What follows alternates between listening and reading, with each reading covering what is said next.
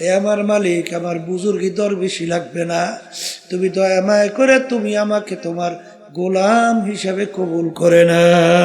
বাজা, দুনিয়ার ইতিহাস পড়ে দেখো, ফেরাউন মাওলার সঙ্গে চ্যালেঞ্জ করলো। বাজান চ্যালেঞ্জ কইরা খোদাই পর্যন্ত নাউজুবিল্লাহ দাবি করলো। বাজান আমার মালিক ওকে দুনিয়ার ভিতরে এত আল্লাহু আকবার আরামে রাখছিল। ইতিহাসে দেখা যায় 750 বছরের মধ্যে ওই ফেরাউনের একদিন একটু সর্দি জ্বরও হয় নাই। এত আরামে আমার মালিক ওকে দুনিয়ার ভিতরে রাখলো। ফেরাউনের বাড়ির দরজায় ইতিহাসের ভিতরে দেখা যায় এমন একটা গাছ ছিল, যে কোনো রোগের নিয়াত কইরা খাওয়ার সঙ্গে সঙ্গে সমস্ত রোগ ভালো হইয়া যাইত। নীল দরিয়ার পানি ফেরাউনের কথায় আসা যাওয়া করত, ভাটা জোয়ার হইতো। এত আরামে আমার মালিক ওকে দুনিয়ার ভিতরে রাখছিল। কিন্তু যখন ওর হায়াতের বেড়া শেষ, আমার মালিক ওকে নীল নদীর ভিতরে ফালাইয়া চুবাইয়া চুবাইয়া তারপর আমার মালিক ওকে মারছে। ফেরাউনের কোনো পাত্তাও ক্ষমতাও দেখা যায় না। সাদ্দাত মাওলার সঙ্গে চ্যালেঞ্জ করিয়া দুনিয়া ওর বেহেশত তৈরি করলো, কই সাদ্দাতের পাত্তাও নাই। নমরুদ মাওলার সঙ্গে চ্যালেঞ্জ করলো, তার খলিল ইব্রাহিমকে আগুনের ভিতরে ফেলাইলো। ঠ্যাং ভাঙ্গা মশা মাথার ভিতরে ঢুকাইয়া মাজান মাস্তক পাছার পাছার পিড়াইয়া শেষা পাছা কইরা মারলো। ওই বাজান বাজান নমরুদের কোনো পাত্তা পাওয়া যায় না।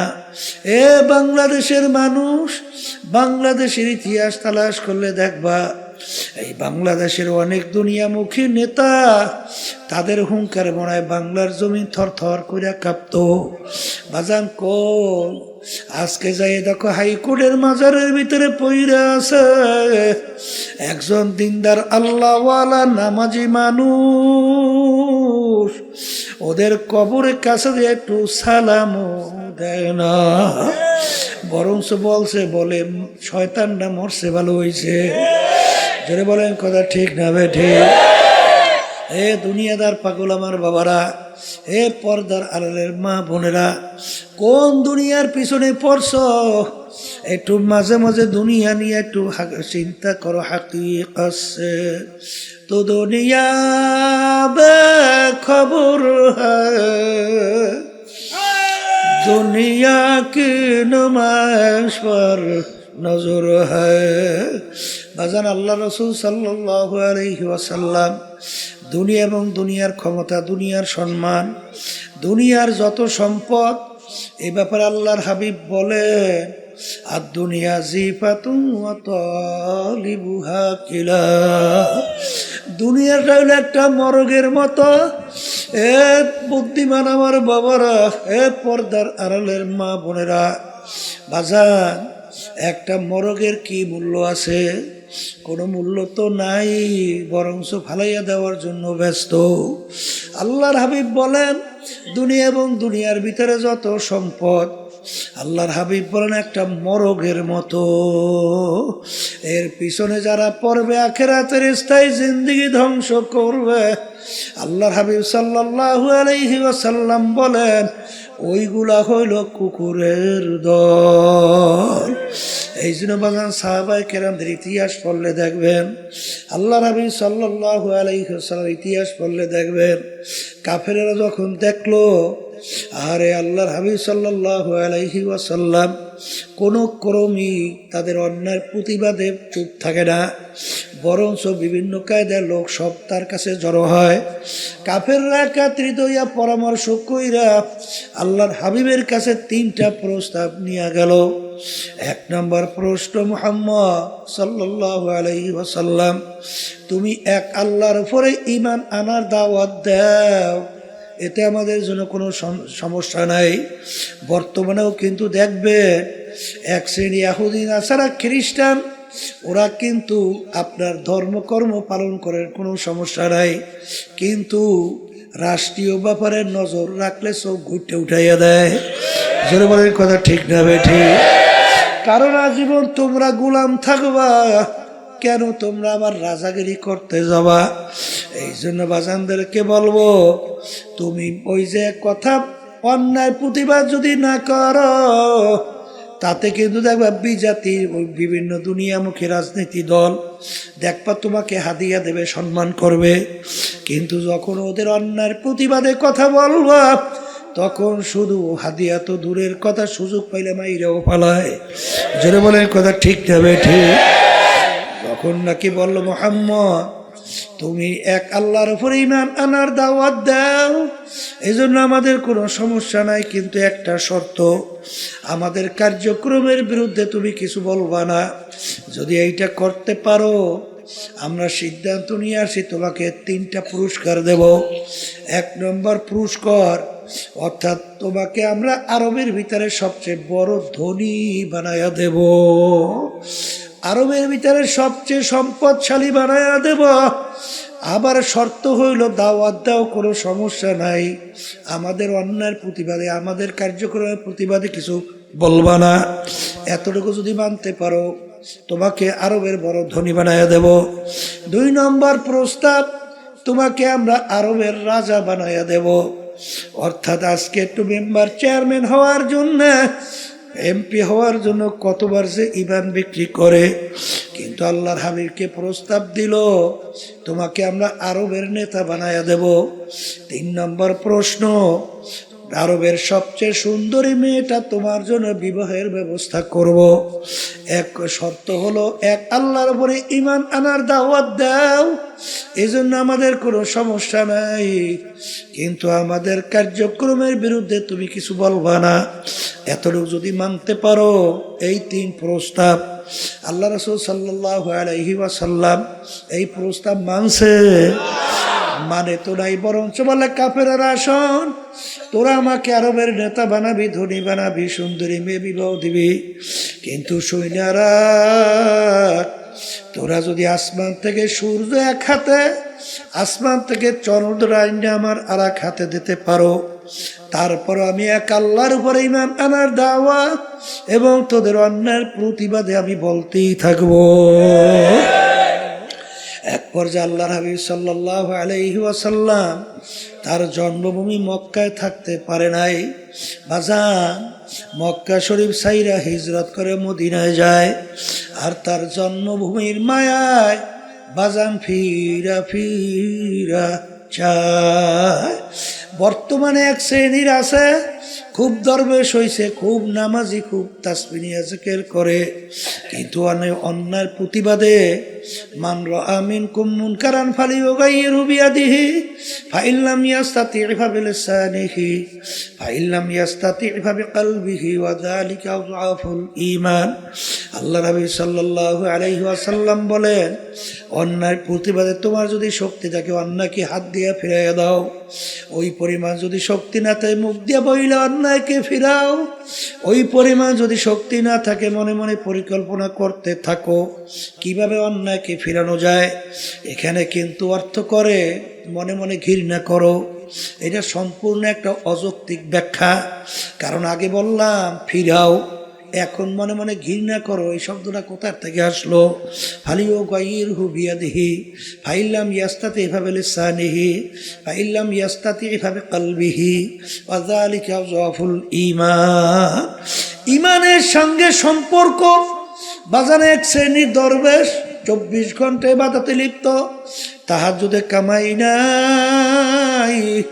এই জন্য এক আল্লাহর ওলি বলেন, बुजुर्गी की नहीं हमको जरूरत, गुलाम अपना बना ले आए खुदाया।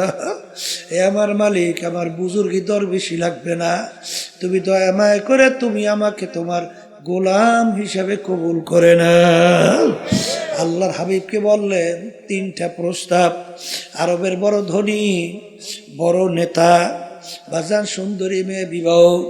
আল্লাহর হাবিব তো মানলেন না, বরঞ্চ তার মক্কা জন্মভূমি ছাড়লেন, মদিনায় গেলেন। বাজান জন্মভূমির মায়ায় মক্কায় ফিরা ফিরা তাকাইলেন। ঠিক আমার বাজানদেরকে বলবো, আমরা যারা নায়েবে রাসূল দাবি করি, আল উলামা ওয়ারাসাতুল আম্বিয়া, নবী কিন্তু নাই, কোনোদিন আসবে না।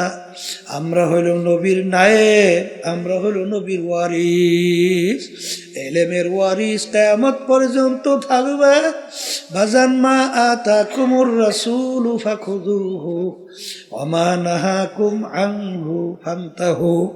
আল্লাহ রাবি যা কিছু নিয়ে আসছেন পুরাপুরি আঁকড়াইয়া ধরা লাগবে, যার থেকে নিষেধ করছেন পুরাপুরি ফেরা লাগবে।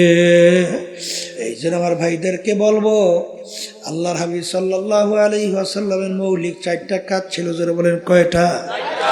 1 নম্বর মুখস্থ করেন দাওয়াত, 2 নম্বর মুখস্থ করেন তালিম, 3 নম্বর মুখস্থ করেন তাজকিয়া নফস, 4 নম্বরে জিহাদ। বাজান দাওয়াতও লাগবে, তালিমও লাগবে, তাজকিয়া নফসও লাগবে, জিহাদও লাগবে। দিন কিন্তু পরিপূর্ণ, বাড়তি কমতি আর কোনো দিক নাই, আর আসবেও না, পরিবর্তনও হবে না। আমার আব্বাজান রহমাতুল্লাহ আলাইহি চরমনায় জমিনে ঘুমায় আছেন। আমার আব্বাজান বলতেন, বাজান রে, আমার মালিক বলছেন, ওয়ালা তামুতুন্না ইল্লা ওয়া আনতুম মুসলিমুন, খবরদার তোমরা মুসলমান না হইয়া কেউ মরিও না। মুসলমান কাকে বলে? বুয়াদ গরদান নেহাদান এনানে খোদ বাদস্তে খাজাদাদা। ঘোড়ার মুখে যখন লাগাম লাগায়, লাগাম লাগাইয়া যখন লাগাম সাওয়ারি হাতে ছাড়ে, ঘোড়ার নিজের ব্যক্তিগত বুদ্ধি চালাকি আর চলবে না। সাওয়ারি যেভাবে চালায় ওইভাবে চলার নামই হইল লাগাম লাগানো।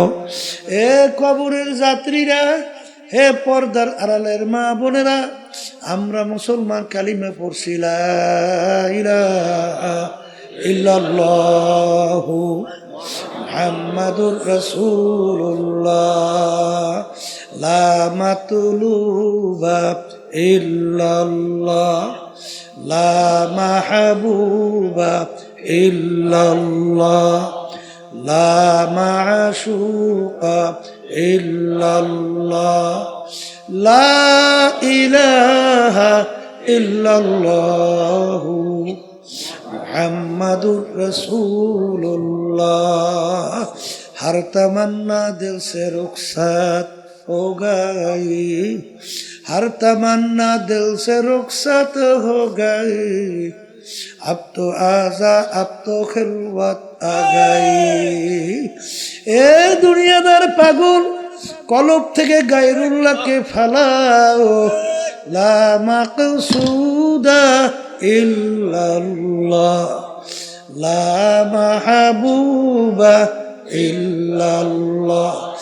লা বইলা যখন ডান দিকে মাথা ঘুরাও, বাজান আল্লাহু আকবার। কারি ইব্রাহিম সাহেব রহমাতুল্লাহ আলাইহি তিনি বলতেন, বাজান যখন লা বইলা মাথা ডানে ঘুরাও, তখন খেয়াল করো কলব থেকে সমস্ত গায়রুল্লাহকে ফালাম, গায়রুল্লাহকে ফালাইয়া দিতেছি।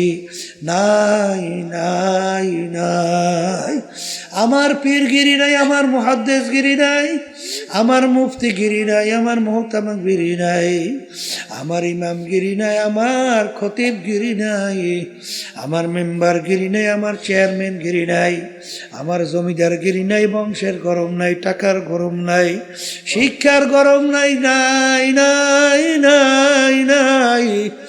আল্লাহ বাদে কেহ মাবুদ নাই, হর তমন্না দিল সে रुखसत हो गई, अब तो आजा अब तो खिलवत आ गई, फसाओ फतरा इदिन कशफल गुबारो, अफरसु तहतर जुल काम हेमारो। এ দুনিয়াদার পাগল আমার বাবারা, আজকে চক্ষু খোলা দুনিয়া আমি পরিচয় দেয় আমি কি, কেউ পরিচয় দেয় আমি চেয়ারম্যান, আমি মেম্বার, আমি এমপি, মিনিস্টার, আমি অমুক তমুক সমুক, আমি টাকার আমি অমুক অমুক, আরে আমি অমুক বংশের, আমি মাতুব্বার, আমি সর্দার, আমি অমুক, এই পরিচয় কয়দিন দুনিয়াতে চলবে? যে কয়দিন চক্ষু দুইটা দুনিয়ায় খোলা থাকবে সেই কয়দিন পরিচয় চলবে। যেদিন তোমার বাড়ির পাশের মসজিদের মাইকে ঘোষণা হইতে থাকবে, বাড়িওয়ালা নাই রে বাড়ি,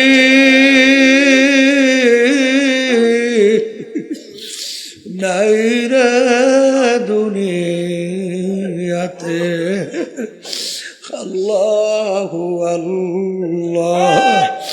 এখন তাকাইয়া দেখো, কই তোমার টাকার গরম, কই তোমার ক্ষমতার গরম, কই তোমার বংশের গরম?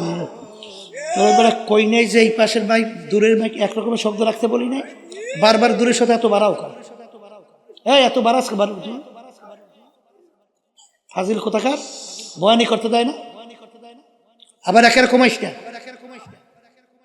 এই পাশে শব্দ বাড়া, একরকমের শব্দ রাখতে বলি নাই, ফাজিল কোথাকার তখন। আল্লাহু আল্লাহ। এ কবরের যাত্রীরা, পর্দার আড়ালের মা বোনেরা, দুনিয়ার জিন্দেগি কিন্তু একটাই বাজান। একবার যদি কেউ কবরে যাইয়া ঠইয়া বসো, আর দ্বিতীয়বার দুনিয়াতে আসে আপিল কইরা জিতবার কিন্তু আর আশা নাই। এ কবরের যাত্রীরা বাজান, আমি আপনাদের সামনে প্রথম আয়াত শরীফ তেলাওয়াত করছিলাম। আয়াতের ভিতরে আমার মালিক বলে, আমি 18,000 কম বেশি মাখলুকাত সৃষ্টি করছি, এর ভিতরে 2টা মাখলুকাত সৃষ্টি করলাম। কেন? মানুষ এবং জিন। এই 2টা মাখলুকাত আমি সৃষ্টি করলাম একমাত্র আমার ইবাদতের জন্য। সবাই বলি সুবহানাল্লাহ। এ কবরের যাত্রীরা, মালিক আমাদেরকে বানাইছেন তার ইবাদতের জন্য। এখন বলতে পারেন, হুজুর অন্যান্য মাখলুকাতগুলো আমার মালিক কেন বানাইলেন? আমার মালিক অন্য আয়াতে বলেন, ওয়াখুলিকা লাকুম মা ফিল আরদি জামিআ। অন্যান্য মাখলুকাতগুলো আমি বানাইছি তোমাদের জন্য। এ কবরের যাত্রীরা, এ পর্দার আড়ালের মা বোনেরা, বাজার সূর্য আমাদের মানুষের দরকার আছে না নাই? একটা মানুষ যদি দুনিয়ায় না থাকে সূর্যের কিন্তু কিছু আসে যায় না। বাজান, গাছ আমাদের দরকার আছে না নাই?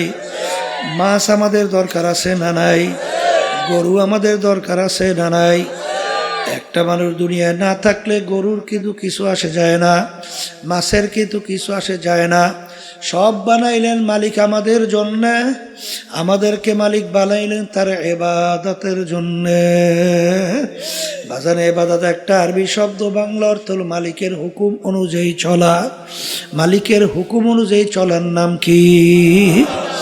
এ আল্লাহর বান্দারা, পর্দা আলে মা বোনেরা, আমার মালিকের হুকুম প্রতিটা মানুষের ব্যক্তিগত জীবনে আছে না নাই? এ জোরে বলো, আছে না নাই? আমার মালিকের হুকুম প্রতিটা মানুষের বাজান পারিবারিক জীবনে আছে না নাই? বাজান সামাজিক জীবনে আছে না নাই? কামাইয়ের ব্যাপারে আছে না নাই? খরচের ব্যাপারে আছে না নাই? রাজনৈতিক জীবনে মনে হয় নাই? এখানেও আছে। এক শ্রেণীর বর্তমানে কিন্তু তারা বলে আমরা রাজনীতি করি না। হ্যাঁ, তবে মানব রচিত কুফরি তন্ত্র মন্ত্র, এই রাজনীতি করি না এটা বললে ঠিক আছে। কিন্তু বাজান রে, আল্লাহ নবী সাল্লাল্লাহু আলাইহি ওয়াসাল্লাম তিনি কিন্তু রাষ্ট্রপ্রধান ছিলেন কি ছিলেন না? তিনি কোন নীতি আদর্শ অনুযায়ী রাষ্ট্র চালাইছে? কি? আল্লাহর নীতি আদর্শ অনুযায়ী। এই কথা ঠিক না বেঠি? আল্লাহু আকবার। আল্লাহ রাব্বুল আলামিন বলেন যে আমি ইসলামের উপরে রাজি খুশি। এখন আমার কাছে একমাত্র গ্রহণযোগ্য নীতি আদর্শের নাম কি? ইসলাম। এই নীতি আদর্শ আল্লাহর হাবিব রাষ্ট্র পরিচালনা করছেন, সাহাবায়ে কেরাম রাষ্ট্রপ্রধান ছিলেন কি ছিলেন না? কিন্তু যারা আজকে নায়েব দাবি কইরা বলে আমরা রাজনীতি করি না, এই আল্লাহর বান্দারা ভালো কইরা বুঝা শুই না, তারপর বলা লাগবে। কারণ খোদা না কাজটা যদি এই কথা বলো, তাহলে আল্লাহর হাবিবের এই কাজকে তুমি অস্বীকার করো। জোরে বলেন কথা ঠিক না বেঠি? রাষ্ট্র পরিচালনার মধ্যে বাজান শত শত কোরআনুল কারীমের ভিতরে আয়াত আছে না? যদি রাষ্ট্রের ভিতরে তুমি এইটা বাস্তবায়ন না করো, এইটা বাস্তবায়ন করবে হিন্দুরা, খ্রিস্টান, অন্য বিজাতি। বাজান দরবেশি বুজুর্গি আমার মালিকের দরবারে কোনো দাম নাই। আল্লাহ রাব্বুল আলামিন তার রাসূলের উপর দিতেছেন আবদুহু ওয়া রাসূলুহু, আগে আমার বান্দা তারপর আমার রাসূল। জোরে বলেন কথা ঠিক না বেঠি? সবচেয়ে বড় মর্তাবা, সবচেয়ে বড় সম্মান, এর বড় পদ হইল আবদিয়াতের দরজা। জোরে বলেন কথা ঠিক কিনা? এই জন্য আমার ভাইদেরকে বলবো, পর্দার আলেম মা বোনদেরকে বলবো, বাজান মালিক আমাদেরকে বানাইছে তার হুকুম অনুযায়ী চলা।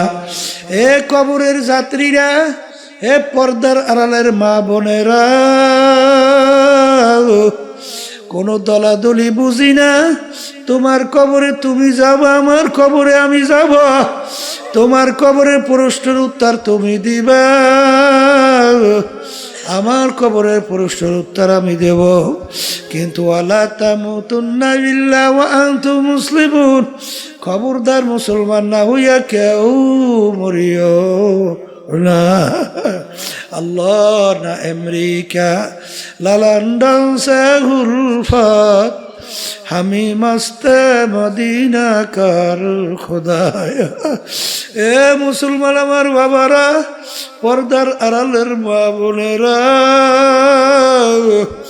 দুনিয়ার যে কোনো প্রান্তে মানুষ থাকলে সেকেন্ডের মধ্যে যোগাযোগ করা যায়। আর তোমার আমার বাড়ির দরজায় আমার আম্মা ঘুমায়া রইল, আমার আব্বা ঘুমায়া রইল, আত্মীয় স্বজন ঘুমায়া রইল, কই আজ পর্যন্ত খবর দিতে পারে না, নেতেও কিন্তু পারলাম না। এই জন্য আমার বাজানদেরকে বলবো, আল্লাহ নবী সাল্লাল্লাহু আলাইহি ওয়াসাল্লাম তার অল্প বয়সে তার দাড়ি মোবারক পাইকে গেল, তার পিঠ মোবারক গুজা হয়ে গেল। সাহাবায়ে কেরাম বলে, আল্লাহর রাসূল এত অল্প বয়সে আপনার দাড়ি মোবারক কেন পাকলো, কেন আপনার পিঠ মোবারক গুজা হলো? আল্লাহ নবী বলেন, আমার সাহাবারা, আমি রাসূল যা দেখি তোমরা তো দেখো না, আমি রাসূল যা জানি তোমরা তো জানো না, আমি রাসূল যা শুনি তোমরা তো শোনো না। আরে যারা আমার উম্মতরা ঠিক মতো 5 ওয়াক্ত নামাজ পড়ে না, যারা আল্লাহর হুকুম রমজান মাসের রোজা রাখে না, যাদের উপরে হজ যাকাত ফরজ হওয়ার পরেও ঠিক মতো যাকাত দেয় না, আল্লাহর হুকুম পর্দা ফরজ ঠিক মতো পর্দা করে না, আরে সুন্নাত তরিকে চলে না, হারাম হালাল তমিজ কইরা খায় না, চলে না, তাদের ব্যাপারে আমার মালিক যে আযাবের ঘোষণা দিছে, যেই জাহান্নাম তৈরি করছে, ওই 1 সেকেন্ডের আযাব সহ্য করার শক্তি দুনিয়ার কোনো মানুষের না। আমার উম্মত কিভাবে জাহান্নামের আগুনের ভিতরে জ্বলবে, এই চিন্তায় আমি রাসূলের দাড়ি পাইখা গেল, আমি রাসূলের পিঠ গুজা হয়ে গেল। এ কবরের যাত্রীরা, আল্লাহর হাবিব কিন্তু তার নিজের চিন্তায় দাড়িও পাকে নাই, তার নিজের চিন্তায় পিঠ মোবারক বুঝা হয় নাই। তোমার আমার চিন্তা আল্লাহর হাবিবের দাড়ি মোবারক পাইখা গেল, পিঠ মোবারক গুজা হয়ে গেল। আমার বাজানদেরকে বলবো, পর্দালে মা বোনদেরকে বলবো, কি যাতনা বিষে বুঝিবে সে কিসে, কি যাত না বিষে বুঝিবে সে কিসে কবু আসি বিষে ধ্বংসিনী যারে। বাজান তোমার আমার চেষ্টাও নাই চিন্তাও নাই, এই জন্য চোখেও পানি নাই। ধরাকে সরা জ্ঞান মনে করো না, যা মনে করে তা করো, কিন্তু মনকে বুঝো রে মন, দুনিয়া কিন্তু থাকার জায়গা না, কেউ কোনোদিন থাকতে পারে নাই, কেউ কোনোদিন থাকতে পারবেও না। কিন্তু নাফরমান হইয়া যদি কেউ কবরে যাইয়া শুইয়া বসো, আরে আমার মালিক বলেন এই কবর কিন্তু আসল কবর থাকবে না, নাফরমানের কবরের ভিতরে জাহান্নামের আগুন এসে ভইরা যাবে। আল্লাহ আপনি আমাকে আমাদের সবাইকে মাফ কইরা দিন আল্লাহ।